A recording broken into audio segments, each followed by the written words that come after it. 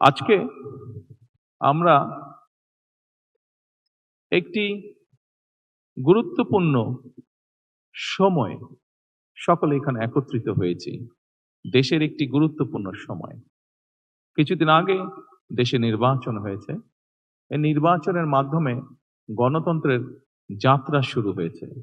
যে গণতন্ত্রের জন্য বাংলাদেশের মানুষ প্রায় ১ যুগেরও বেশি সময় ধরে অকাতরে জীবন দিয়েছে, বিভিন্ন অত্যাচার, নির্যাতন, গুম, খুনের শিকার হয়েছে।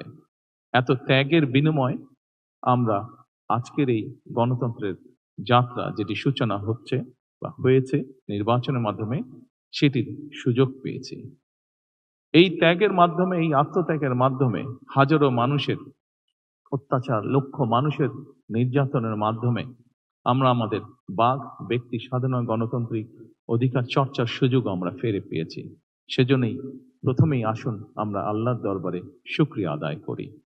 সম্মানিত উপস্থিতিবৃন্দ, বাংলাদেশের মানুষ আজকে অনেক প্রত্যাশা নিয়ে, অনেক আকাঙ্ক্ষা নিয়ে, অনেক আশা নিয়ে আমাদের সকলের দিকে তাকিয়ে আছে, বিশেষ করে রাজনৈতিক দলগুলোর দিকে তাকিয়ে আছে।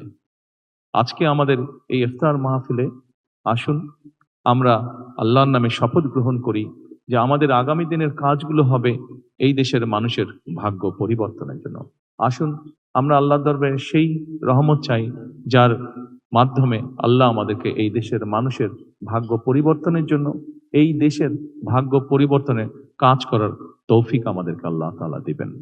পরিশেষে আমি আবারও বাংলাদেশ জামাতে ইসলাম এবং জামাতে ইসলাম নায়েবে আমির শফিক সাহেব সহ সকল নেতৃবৃন্দকে আন্তরিক ধন্যবাদ জানাচ্ছি আজকে এখানে আমাদেরকে দাওয়াত দেওয়ার জন্য। আসসালামু আলাইকুম।